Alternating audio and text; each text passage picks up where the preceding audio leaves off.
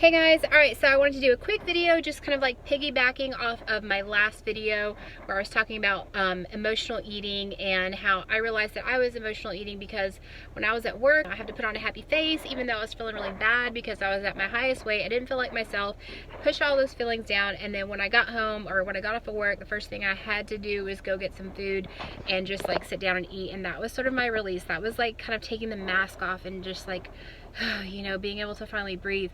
The first step to really being successful with your weight loss is being successful with being honest with yourself, because you know, number one, we always, like, it's human nature, we want to avoid pain. So feeling bad about yourself, you're like you say, okay, I'm going to be honest with myself, and then you know there's going to be negative feelings behind that because you don't feel good about your weight, you don't feel good about your life, and you could just like do this whole laundry list of things that you're not happy about, and it's not fun to do. So it's easy to just put off.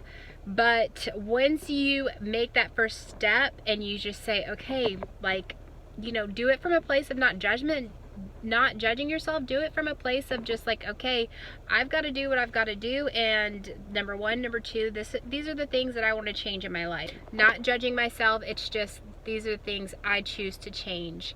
A lot of times we just avoid it because we don't want to go through the pain of it. But remember, in life, the things that are the most challenging, the things that we don't want to do are the stepping stones to get us to the next step that we want to get in life. So remember that. And that's one thing that's a really big mindset change that's helped me a lot, is like anything that's hard or that I don't want to do, I have to go through it, because when I go through it on the other side, my self-confidence goes up. I realize I can do it, and it's not always perfect. Like, you know, you try a couple times and things don't go well all the time, but in every instance you learn something. So from that situation where I was at work and, you know, I pushed my feelings down just so I could, you know, be at work, I learned that, you know, I've got to deal with my emotions. I can't just shove them back, because when I shove them back, look what happens. All I want to do is eat. So I have to learn how to be honest with myself first, accept the emotions I'm feeling, honor my emotions, and then work on them. For not feeling good about myself, I just had to accept, like, I don't feel good about myself. So, okay, like, I can choose who I want to be in this moment by what I decide to do next, what I decide to do about it. So that's when I started, you know, really started working out 10 minutes a day. The other side of honoring your feelings in order to stop emotional eating, because emotional eating is just, you know, we push all these feelings down, and that's the only place we can really just kind of like let go. So the other side of it is in your relationships, your friends, your family, all of it. If you tend to be one of those people who always puts everybody else first, and even if you get upset about something, you talk yourself out of it because you're like, no, that's, you know, that's mean, don't say that, or we tend to push, especially if you're kind of like a people pleaser. That's how my tendency is to be. Like, I want to make everybody happy. When we do that, we are not honoring our own feeling. That kind of that says everybody else's feelings are more valuable than mine. And I think we, especially as females, we think it's a good thing. We think it's, you know, being noble because we're helping other people. But I've learned that it's actually a disservice to both ourselves and other people, and I'm still learning that. I'm still learning how to communicate. It's like, you respect people who respect themselves, right?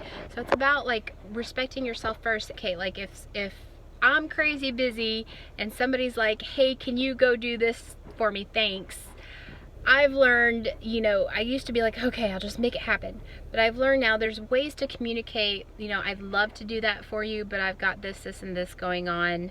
I'm sorry. I've learned to say no, and I think a lot of us just have a problem with learning how to say no. We can do it in a way that's not confrontational.